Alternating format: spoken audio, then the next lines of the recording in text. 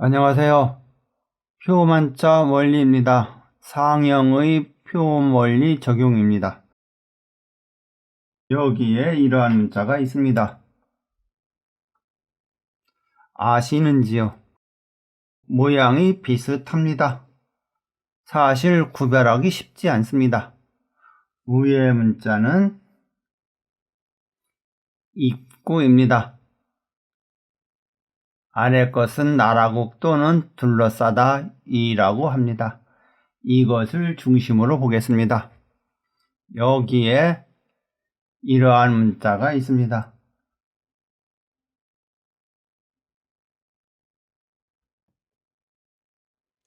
어떠한 섬세한 차이가 있는지 구별하실 수 있으시겠습니까? 들어가기 전에 이걸 먼저 보겠습니다. 이것은 일획부수 한자에서는 뚜룰꾼으로 생각할 수 있습니다. 그런데 이 문자는 뚜룰꾼이 아닙니다. 뚜룰꾼은 종성이 니을이 아니어서 표만자 원리, 표만자 해례에서는 한자의 기본 상형에 포함되지 않습니다. 즉 상형 문자에서는 직직선입니다. 직직선.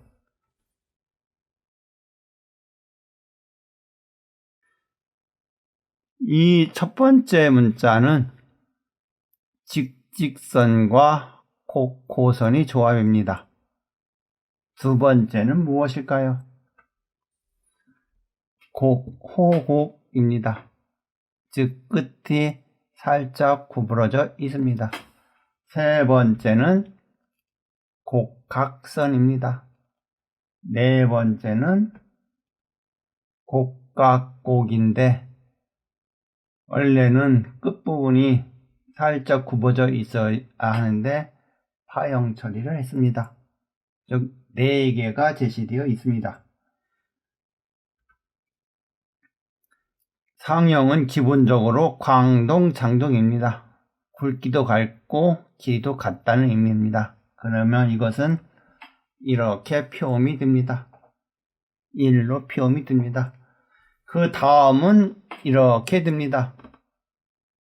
그 다음은 어떻게 될까요? 곡각선입니다. 후익으로 사용하면 기역으로 표음이 됩니다. 따라서 이익이 됩니다. 네 번째는 이렇게 되겠죠. 여기에 광동선단, 먼저 쓴 것이 짧게 되면 어떻게 될까요? 이것은 이가 됩니다. 이. 그리고 잉이 됩니다. 이익이 됩니다. 그리고 이시 되죠.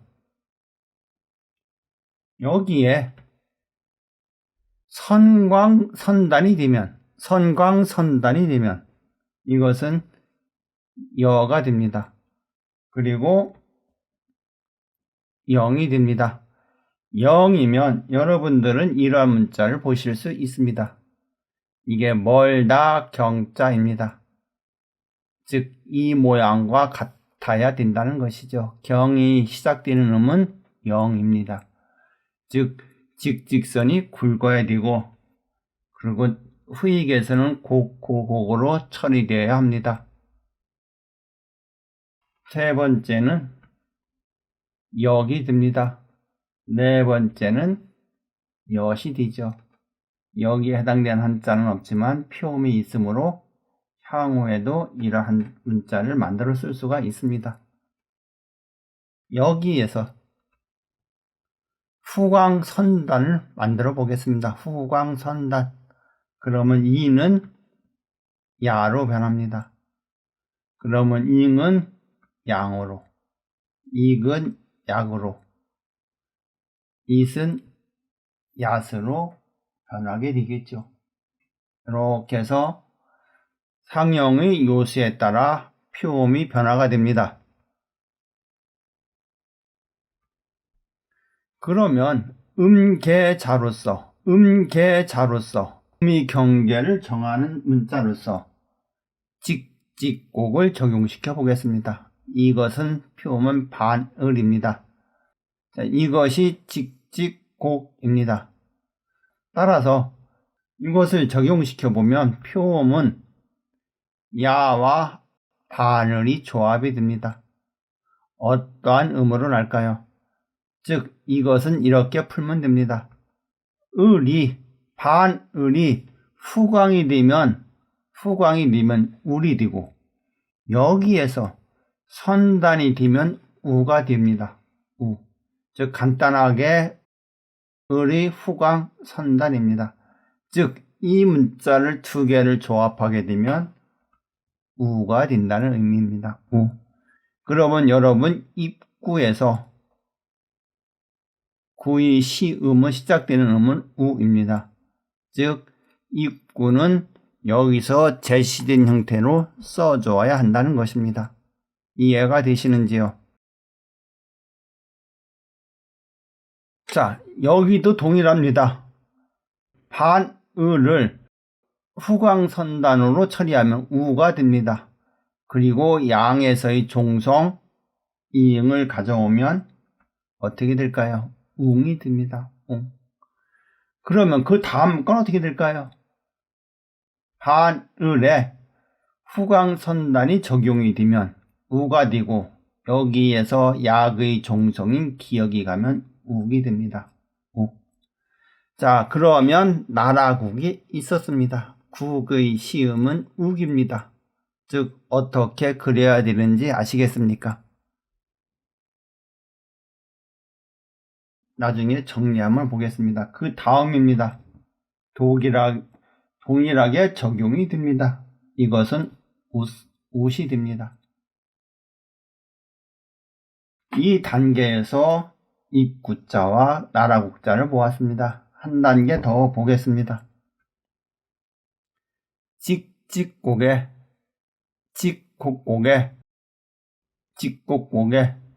무엇이 붙느냐? 점주가 붙습니다. 점주. 즉 이러한 형태가 됩니다. 이러한 형태. 직곡에 점주가 부과됩니다. 그러면 이것의 음가는 반모음이 부과됩니다. 즉 위에서 반모음이 부과되면 위가 됩니다. 위. 여기에서 둘러싸다 위와 일치합니다. 즉 둘러싸다 위는 이것의 조합으로 이루어져야 한다는 것입니다. 그 다음입니다. 이것은 외행이 됩니다. 그 다음에 욱에 반모음이 부과가 되면 이렇게 되겠지요. 그 다음에 윗이 됩니다. 즉 상형에 표음의 원리가 적용되면서 해당되는 표음이 바뀌게 됩니다.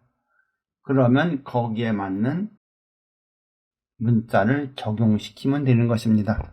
지금까지 말씀드린 내용을 일목요연하게 정리시켜 보겠습니다.